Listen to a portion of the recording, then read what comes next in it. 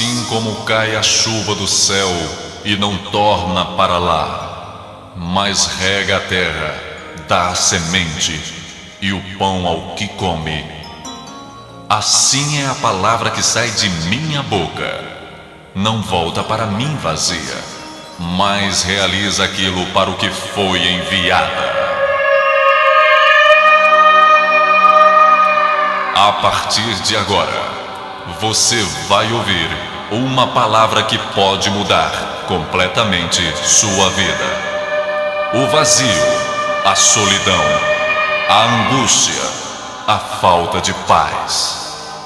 Tudo de ruim que sucede em sua vida nesta mensagem, Deus irá mudar e trazer até você paz, alegria, saúde e salvação eterna em Cristo Jesus. As páginas sagradas da Bíblia se abrem agora diante de você e através do missionário Deovan Lima, ouça uma palavra da boca de Deus.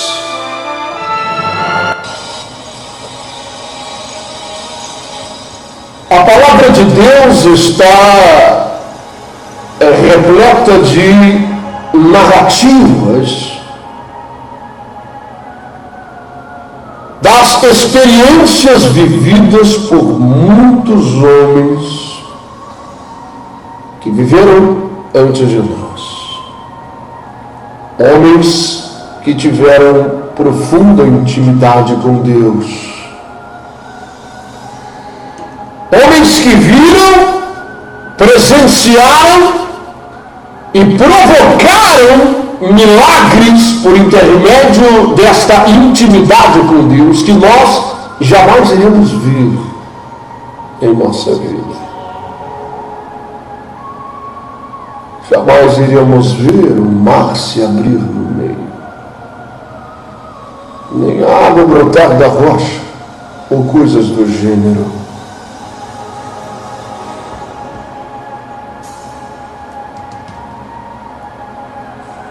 Um desses homens escreveu algo profundo. Ele disse: ó Deus, tu me sondas e me conheces de longe, lá do infinito.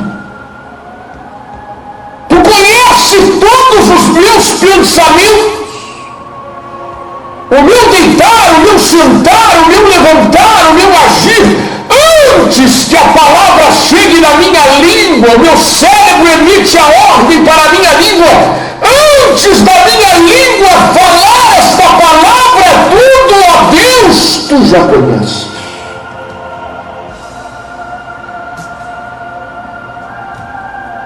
Isto foi dito por um homem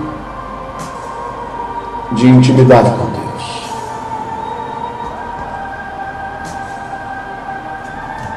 O fato de que ele conhece cada célula, cada fio de cabelo, estão contados em nossa cabeça.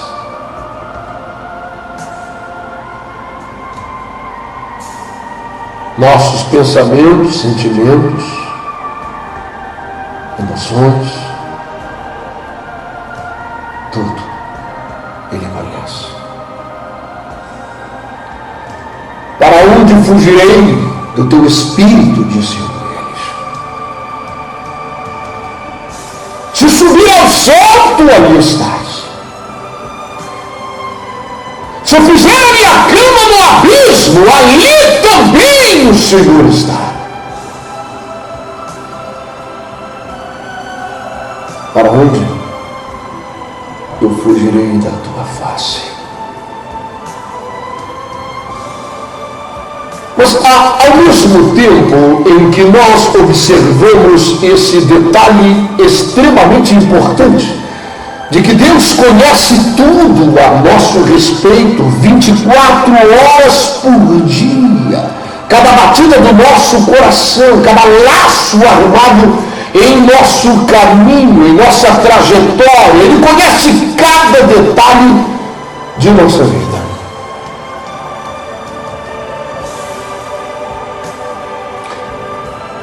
Será que nós conhecemos a Deus?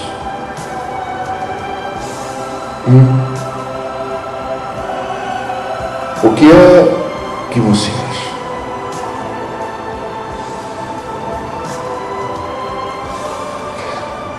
O que estes homens de tamanho grau de intimidade com o Criador do universo falaram a este respeito? Sim, eles disseram: tu me sonda, tu me conhece, de longe penetra meus pensamentos, sabe tudo ao meu respeito. Mas ao mesmo tempo disseram coisas como: quem entenderá ou penetrará na mente de Deus? Quem é capaz de sondar o seu coração, de entender o seu agir?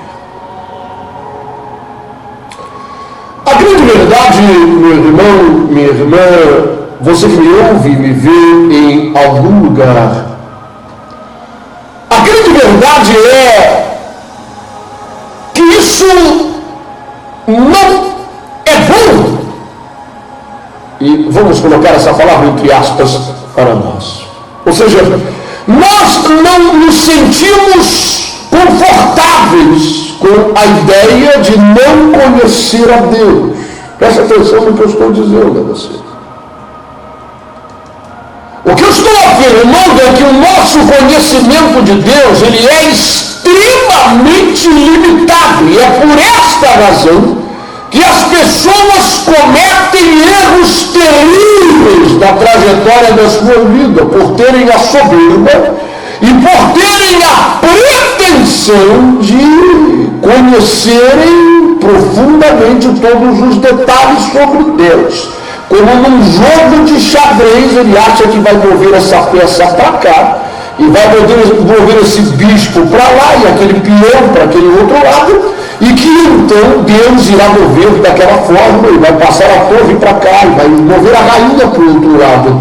Ou seja, nós nos julgamos capazes, amarrados e presos a alguns versículos bíblicos, de prever os movimentos de Deus.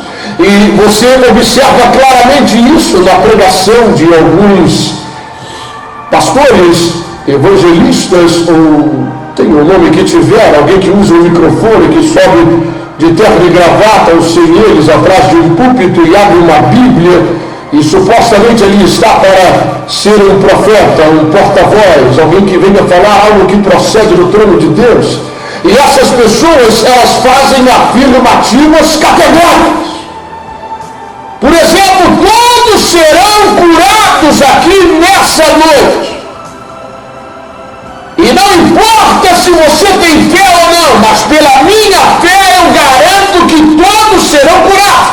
Porque está escrito: em meu nome curarão enfermos, e tudo que ligados da terra terá sido ligado no céu, e que ele não é homem para mentir, e nem filho do homem para voltar atrás de sua palavra. Eu estou dando apenas um exemplo entre milhares, porque é isso que nos faz nos sentirmos confortáveis, é isto que nos faz sentir bem, é o fato de termos Deus sob o nosso domínio. Ele vai fazer assim: eu bati, eu orei, eu busquei, agora eu recebo a minha bênção no meu lugar.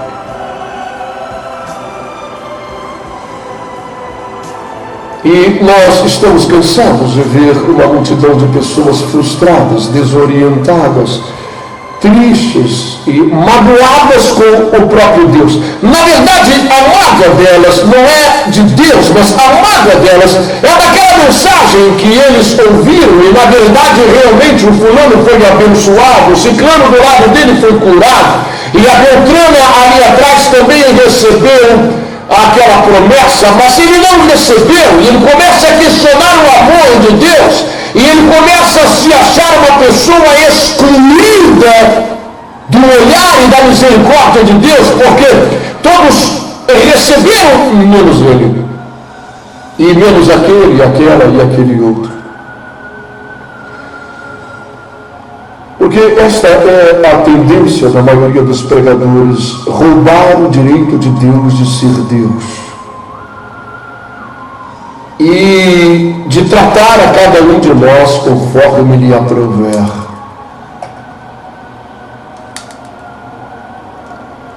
Conforme sua soberania. Porque ele é o oleiro. E nós somos apenas o barro.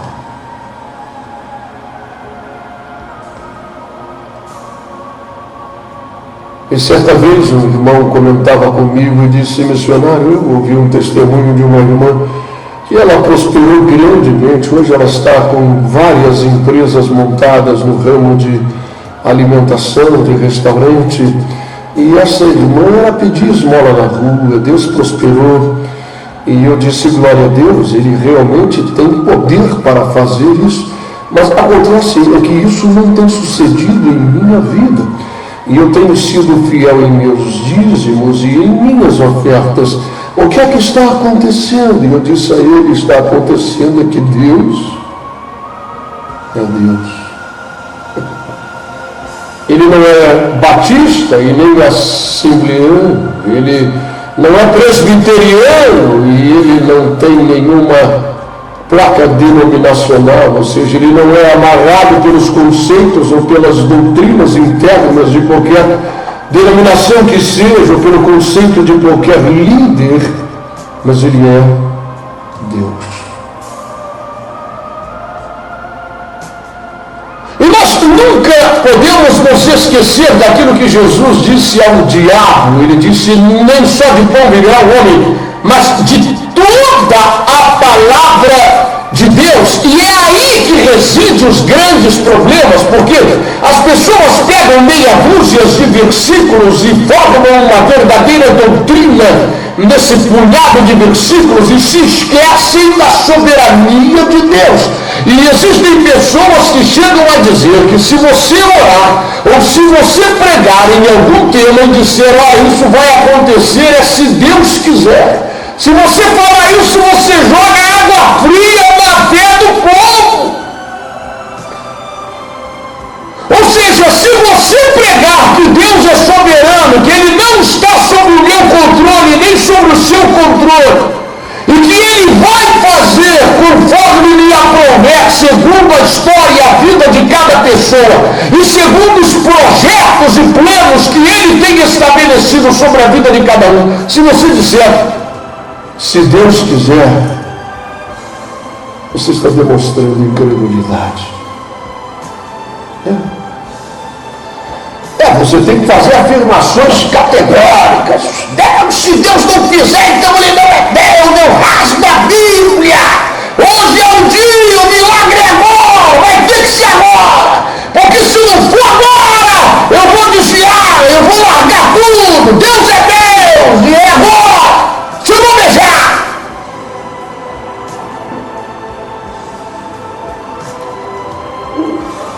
Eu estou cansado de ver gente frustrada, desviada, abatida e que perdeu o rumo da sua fé. Ela não sabe mais em que crer, porque ela ouvia mensagens desses espécies de super-heróis. Eu creio que debaixo do tele da gravata tem a roupa do super-homem, porque é assim que eles querem parecer, não? A coisa é meio artificial, é meio ensaiada. Você já reparou que eles falam tudo igual? Hein? Já notou isso? Eles falam tudo igual, é o mesmo sotaque, o mesmo... Não é? Parece que era uma espécie de ensaio nesse negócio, doutor.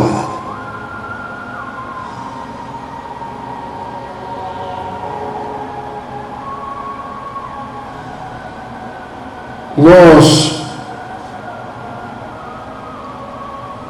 quando lemos a Bíblia, verificamos alguns episódios que quebram em pedaços essa teoria ou esta coleira que querem colocar no pescoço de Deus para ter sobre ele domínio. Uma espécie de Aladim da lâmpada mágica. Em vez da lâmpada você tem a Bíblia, você esfrega alguns versículos e ele aparece com os braços cruzados para atender aos teus comandos. Depois você enrola novamente Deus dentro daquele livro de capa preta. E ele fica até você novamente precisar. Mas nós lemos alguns exemplos, como o milagre que vivenciaram 3 homens, Sadraque, Mesaque e Abednego. Essa história é muito conhecida. Aquela fornalha, você lembra bem disso, não é? O rei, na sua arrogância, queria que todos se curvassem diante de uma imagem que ele fez de si próprio.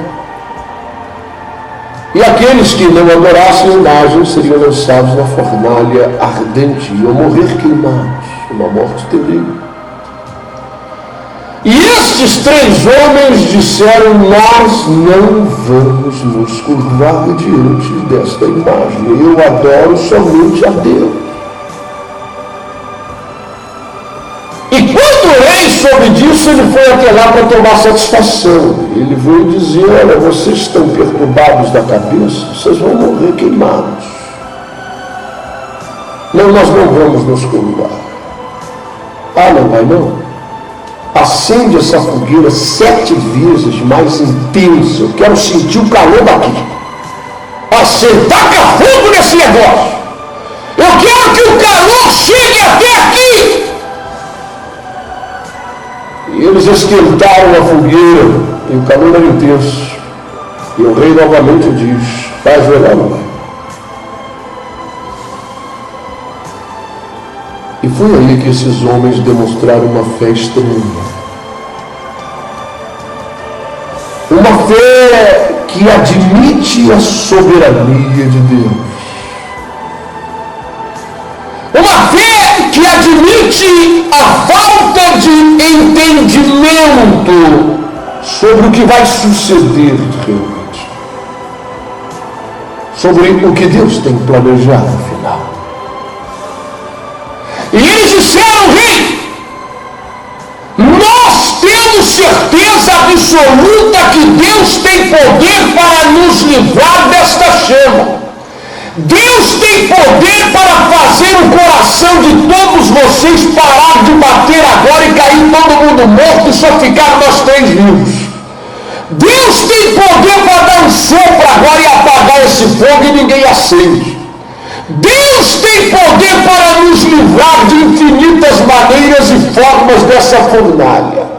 Mas mesmo que Ele não livre, nós sermos atirados lá dentro e queimarmos, mesmo assim, nós não nos curvaremos e adoraremos a Deus.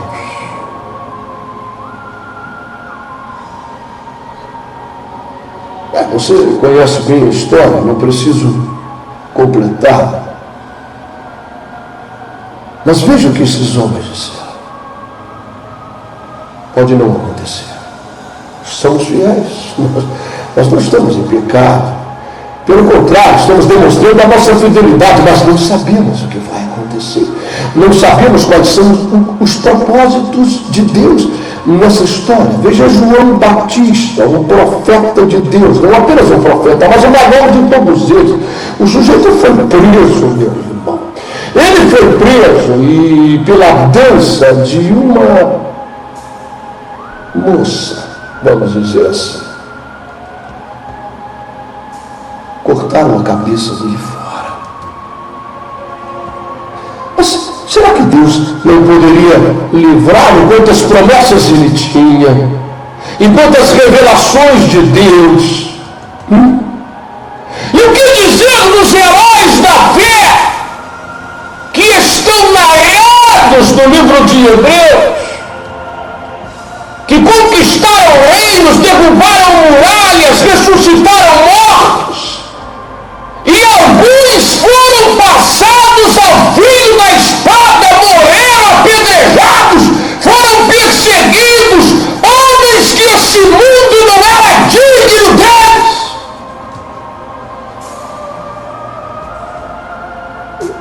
Como entendermos a morte de Estevão?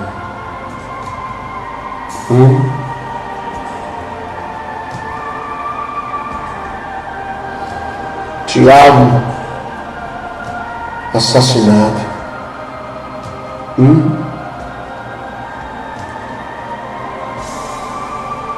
Pedro, não a Bíblia, mas a história narra que ele morreu crucificado de cabeça para baixo.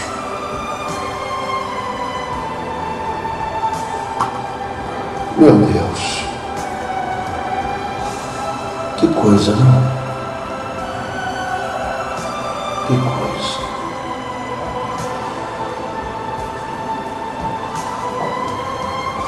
Quem é Deus, afinal? O que Ele vai fazer? É tão difícil dizer, eu não sei. Não é? Eu não sei.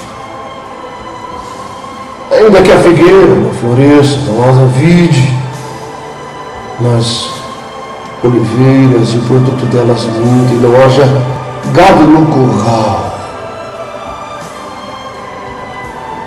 eu me alegrarei no Senhor e exultarei no Deus da minha salvação. Eu não sei se isso vai acontecer, mas ainda que aconteça,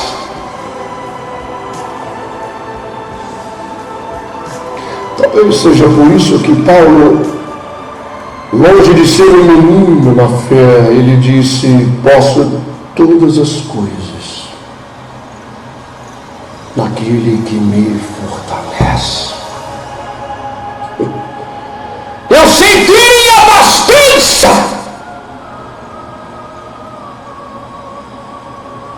e sei passar necessidade. Que evangelho é esse? Hein?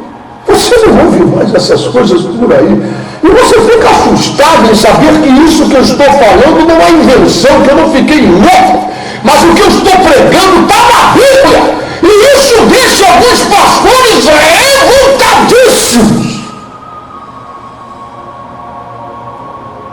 Paulo disse: eu sei ter em abastança, mas eu sei mais, eu sei viver na miséria. Eu sei passar necessidades. Isso pode acontecer, e não é porque eu pequei, e não é porque eu desviei, não, isso pode acontecer, depende do agir de Deus, do que está na mente dele, nos propósitos dele. O sujeito viveu quase que a vida toda preso naquelas prisões fedorentas e pequenininhas de Roma.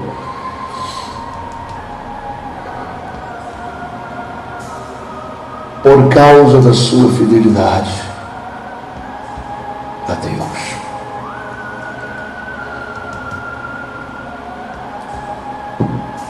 Davi, o homem segundo o coração de Deus. Você deve conhecer muitos salmos que ele escreveu. Um deles é o Salmo 23. Lembra dele? Senhor é o meu pastor, nada me faltará. Maravilha. Deitar-me faz em verdes pastos, guia-me mansamente às águas tranquilas e refrigera minha alma. Aleluia. Unge a minha cabeça com óleo, prepara uma mesa diante de mim na presença dos meus inimigos. Oh, glória. Maravilha. Ainda que eu passe, isso é assustador, irmão. Mas que negócio é esse? Hein? Davi, o homem segundo o coração de Deus, esse cara tinha intimidade com o Todo-Poderoso. E é ele quem vem dizer esse negócio, vírgula, ainda que eu passe pelo vale da sombra da morte. Mas ele não é meu pastor?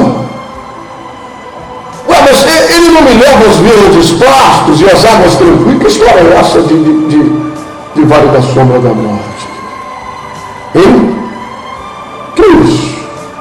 Enquanto eu estava no verde pasto, estava nas águas tranquilas, refrigerando a alma, preparando um banquete na presença dos inimigos, ungindo a cabeça com óleo, eu estava entendendo o negócio. Agora, que história é essa?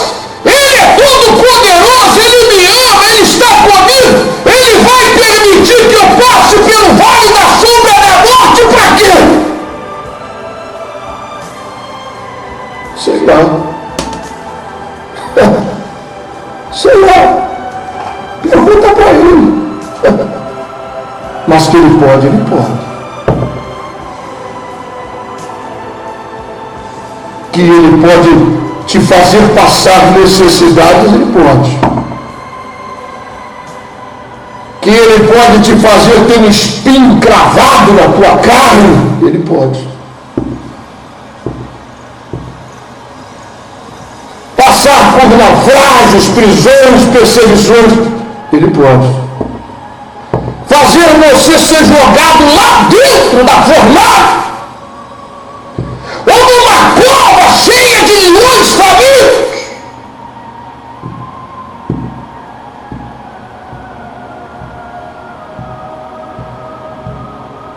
É difícil você aceitar que ele esteja no comando, não é?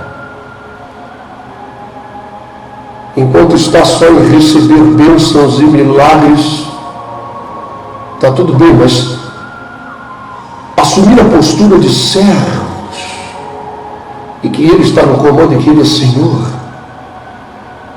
e que ele está na posição de um oleiro que molda o barro conforme os seus propósitos. Ele disse isso a Jeremias, você lembra disso? Quando ele mandou que ele descesse à casa do oleiro, ele disse: assim sois vós em minhas mãos, eu faço o que eu quiser, da maneira que eu quiser e na hora que eu quiser. E se resistir, vai quebrar o vaso. E eu faço de novo. E se resistir de novo, eu quebro de novo. Talvez seja por isso que o mestre, ao ser indagado, perguntado pelos seus discípulos sobre a fórmula da oração, ele disse: orareis assim: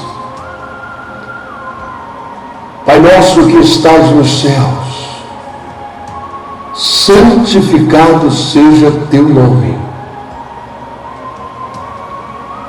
Venha a nós o teu reino.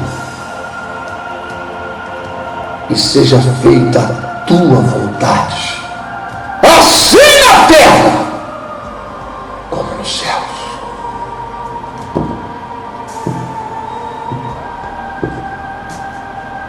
A crucificação é uma coisa terrível, ainda mais no caso de Jesus, que receberia o pecado da raça humana e seria desligado da presença do Pai, porque não há comunhão entre luz e treva. Sabedor que isso estava prestes a acontecer, seu estado de angústia se tornou tão profundo que Os pequenos vasos sanguíneos estouraram e o seu suor se misturou com o sangue. E ele clamava: Pai.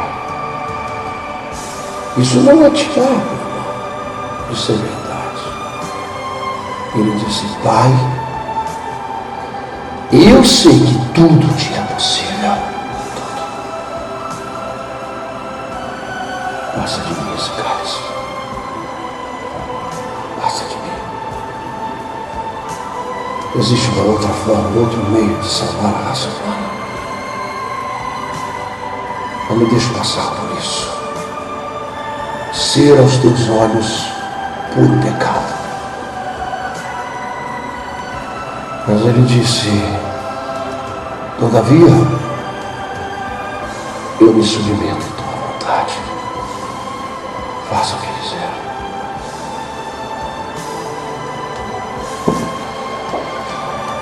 Sabe, eu vou lhe dizer uma coisa que eu considero de grande importância. Não tenha a ilusão de conhecer a mente de Deus. Não, você pode fazer um curso de teologia, e depois um mestrado, um doutorado, e você pode ler livros e tentar assumir a postura de um médico que abre um rato com uma faca e dilacera o bicho e abre ele para conhecer ele por dentro. Você nunca fará isso com Deus. Mas existe algo.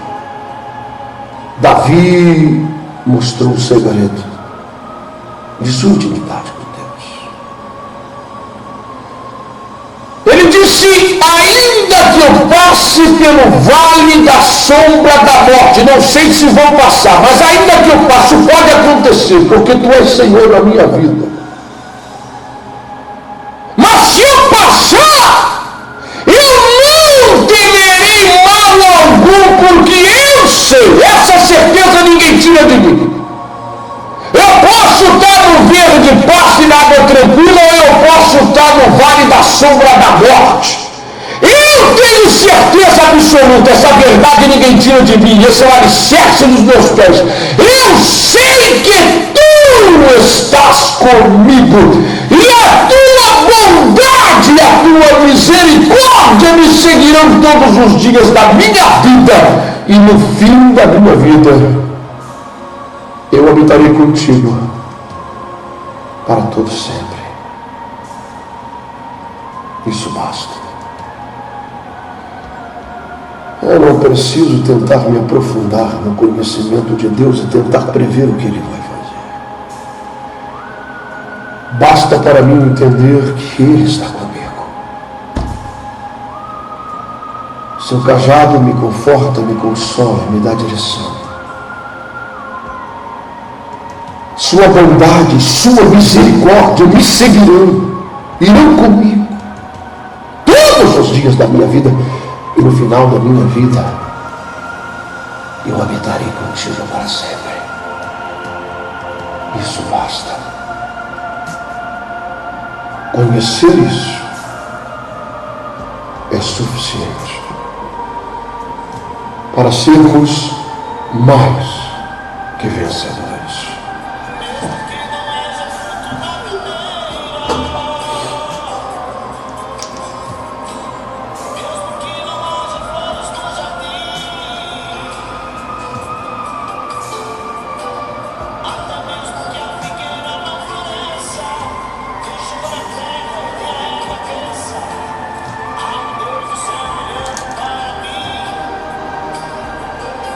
Muito bem, chegamos ao minuto final do programa Cristo Vive. Quero deixar um abraço a todos. E que essa semente, ela tenha liberdade de crescer dentro do teu coração. Todos os espinhos e abrolhos sejam arrancados e essa semente cresça com liberdade. E dê muitos frutos. Para a glória de Deus e para que você seja muito mais do que uma criança na fé. Um abraço. Até a próxima.